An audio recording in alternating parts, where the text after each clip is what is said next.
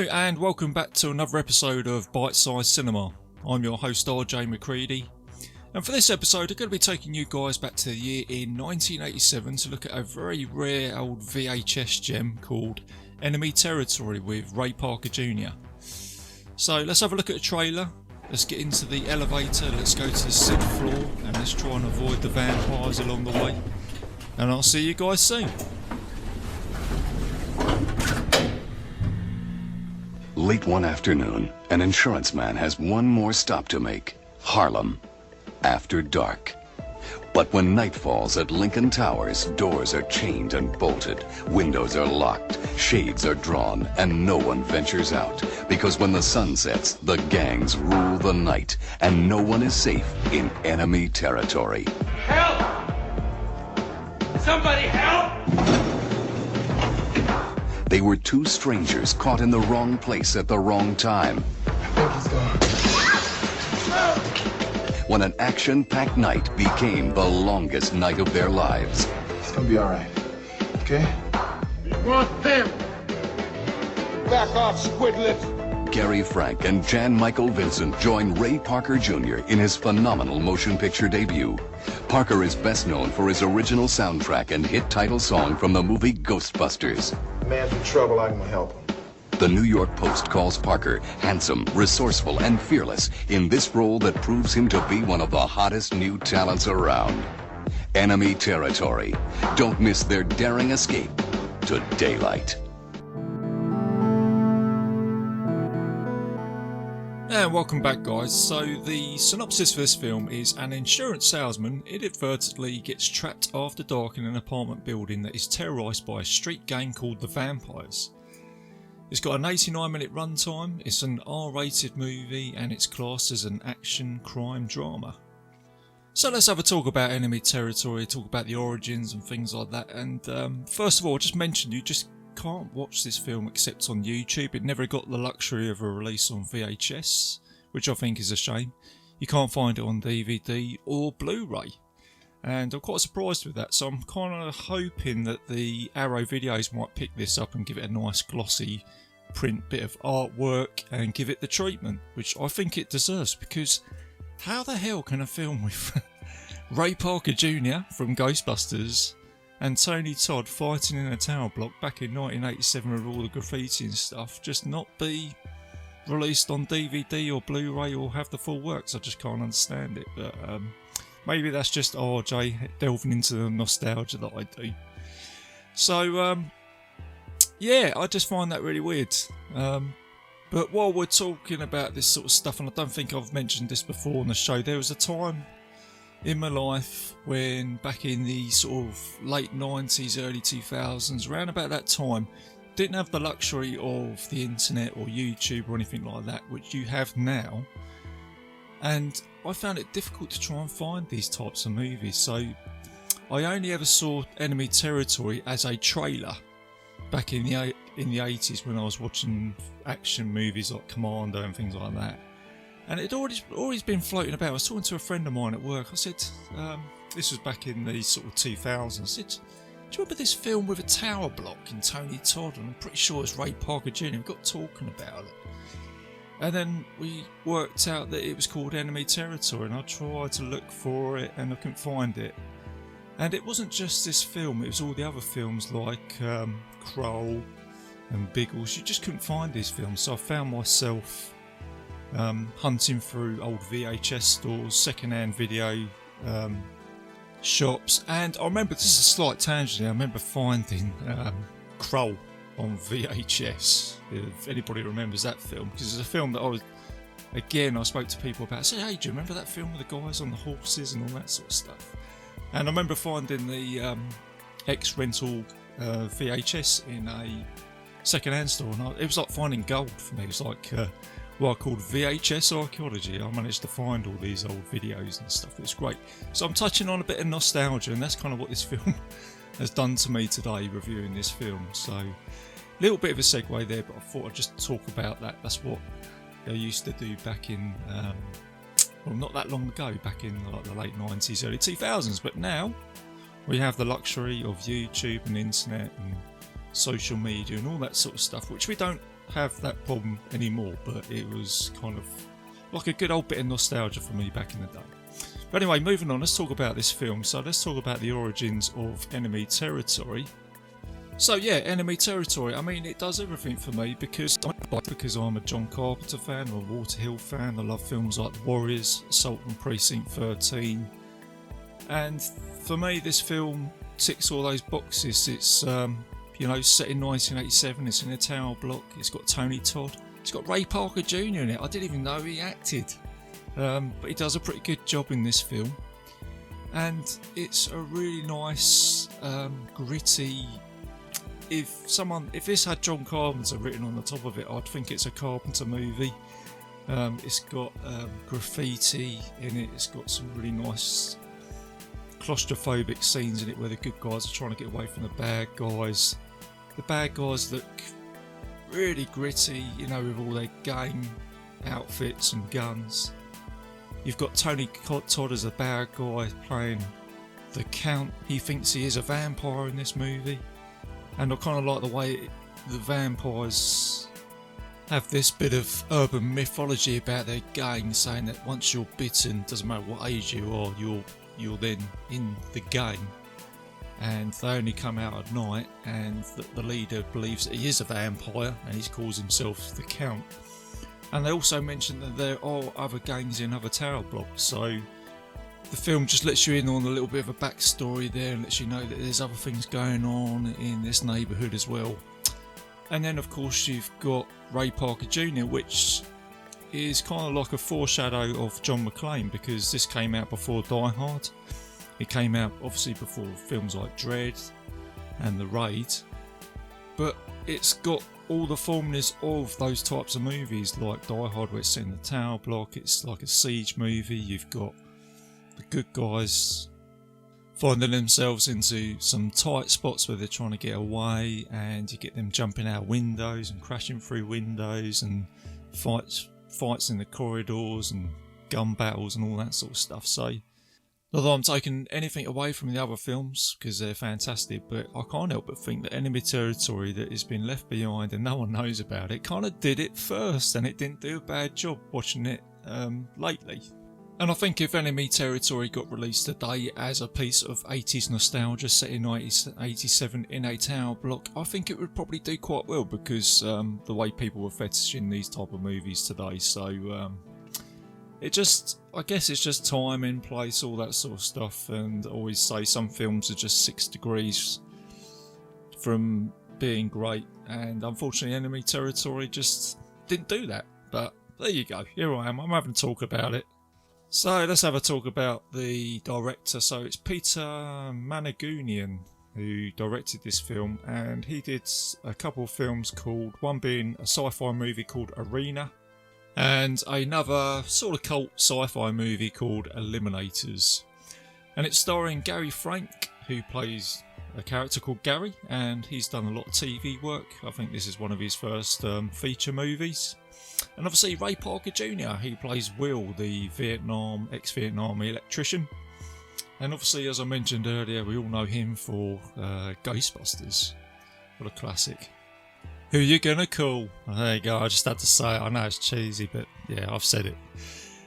And you've also got Jan Michael Vincent in this film, who plays Parker as a ex-Vietnam vet. And obviously we all know him from Airwolf back in the day, the sort of cult TV show with that incredible intro. And Tony Todd, I mean, this cast just keeps getting better. Tony Todd, Candyman, is in this film, and he plays the Count, the leader of the gang. He does an incredible job. And you've also got a very young Stacey Dash in this film, and she is known for being in a film with Alicia Silverstone called Clueless. And there's a very small bit of trivia for this film. Obviously the bit about Ray Parker Jr. being in Ghostbusters, but the other bit is, again, it's about Ray. They asked Ray, said, Ray, what was it like working with Jan Michael Vincent on set? And he said he was a little bit crazy and he used to like drinking a lot on set. So, and apparently they said that's a regular thing. That's pretty cool. And there's another bit here where they're saying that this film falls under a certain genre called trapped movie. And it says, where the protagonist is caught in a life or death situation and must do what he or she must do to survive the night. Other films that follows this formula is Judgment Night, From Dusk Till Dawn, and The Warriors, and I'm pretty sure Die Hard would be in there as well. So yeah, there you go, I've just read that off IMDb, so a little bit of trivia for this film. So let's have a look at this film then, guys. Do a quick bite-sized review on enemy territory. So the film starts with a really good, I suppose you could say, sort of bit of rap music from the 80s. And whilst this music is playing in the background with some shots of New York City or the streets of New York, you get a shot of enemy territory coming onto the screen as if someone's just graffitied it onto the screen. So that's pretty cool with everything, the rap music and all that. And then it introduces you to Gary, who is an insurance executive who is down on his luck. He's got an ex-wife and he's got to pay money to her and things aren't going too well. So he gets a opportunity to go to a tower block, and it's an easy assignment where all he has to do for a $6,000 commission is get an old lady just to sign a document, and that's it. And that's all he's got to do, and he's thinking, okay, let's go do that. So what the hell could go wrong, eh? Just an easy assignment. That's everything that can go wrong in these films at the beginning of the movie. And then whilst he's doing this, whilst you've got that scene going on, you've then got Ray Parker Jr., who is an electrician, and he works for a telephone company, and he says to his boss, or he says to his workmate, he says, look, I'll go to this tower block tonight. I'll do it for free, I'll do it for nothing, because I'm going to hook up with a girlfriend. So he thinks his luck is in tonight as well, so he's on his way to the tower block as well. And then you go back to Gary, and he goes to the lift, and this is where he stumbles upon one of the vampires, one of the very young vampire gang members, and he makes a big mistake by tapping the gang member on the shoulder saying, can you help me with some directions, because then all of a sudden this has caused outrage and he becomes the target now from the gang.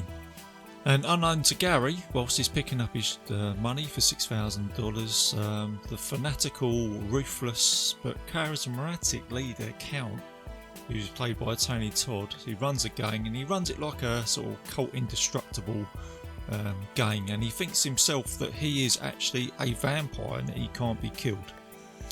And he is now on the lookout for Gary, and he's unleashed a load of his gang members into the building to go and hunt him down. And then some of the gang members stumble upon Gary, and Gary is hooked up with a security guard. And you get a fight scene here which results in the security guard getting killed, and Gary left for dead almost. He's thinking that's it, it's game over. But then he is aided by none other than Ray Parker Jr., because who are you going to call at this time? And it's funny that he's a telephone man, and he turns up and he takes out the gang members and he takes one of their guns. And at this time he teams up with Gary, and then it is now a game of cat and mouse.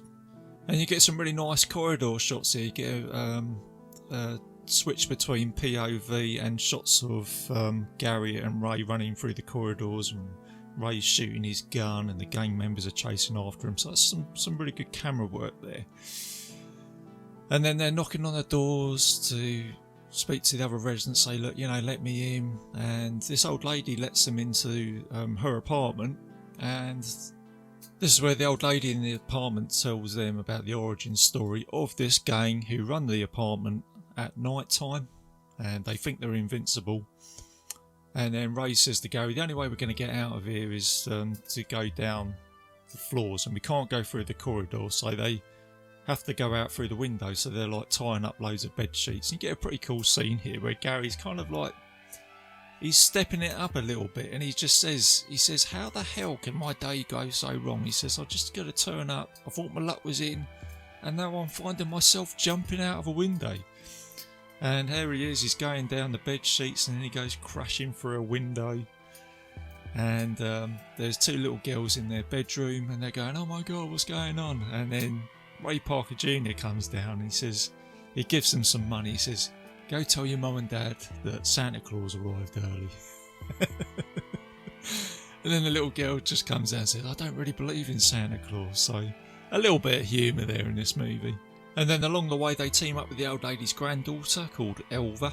And this is where they meet Parker, which is Jan Michael Vincent. He's an ex-Vietnam War veteran who's in a wheelchair, and he's pretty much fortified himself in his room with machine guns and a whole arsenal of weapons, and he helps them escape. And the gang are knocking out on the door outside, and he opens the door up, and that's where you get Jan Michael Vincent and all his glory with a M16 assault rifle, and he starts shooting. And you get a pretty cool scene here with him. And he takes out some of the gang members, but he only gets shot himself, so he gets killed here. But it's only like a small cameo from him, but it's a great one.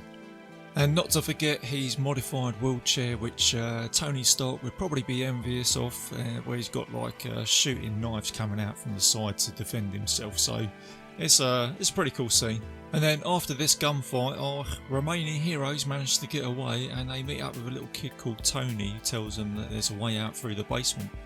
So they go down to the basement, and there's a small way out, but it can only be enough access for a child. So Tony makes her way out and runs to a police station to try and get some help, but the police don't believe her because of all the problems they've had at the building. But before she tries to get away, you get another fight scene here with a gang member, and Barry, who sort of steps it up now, kills him with some power tools, which is a pretty cool scene. And then Barry and Will eventually get out of the basement, and at the same time the Count, Tony Todd's character, and his gang have just sort of cottoned in that the only way out is through the basement, so they go down there. And then just as Barry and Will are just escaping, the vampires arrive, and then you get like a final chase scene here where they're being tormented by the remaining vampire gangs, and Will's only got one round left in his gun. And he has a final standoff with Tony Todd in like a playground area outside. And Tony Todd's got a rifle, and it's kind of like a sort of gunslinger moment here. And then Will manages to shoot Tony Todd, and he gets shot. And this is where his character goes, "I've been shot, I can't be shot because I'm mortal." And he believes that he is a vampire, and he's forced down to the floor, and he starts bleeding out. And then he tries to get back up again, and this is where Barry gets it's a funny scene when he gets a swing, and he pulls it back and he smacks him in the face with it, and he falls down to the floor and he dies. And this is where you get the cavalry turn up, all the police turn up, because the little kid probably managed to persuade them in the end. And what I forgot to mention earlier, that Barry also got shot in the ankle as well, so he's struggling with that. And the old lady from the 6th floor who helped him out at the beginning, she gets her own back here as well by firing out an M16 assault rifle at the remaining gang members. So that's a pretty cool scene. And that's how the film closes. You've got Will and Barry being attended by an ambulance, and they've managed to get out, and that is pretty much it. And that is Enemy Territory, guys, in a bite-sized review.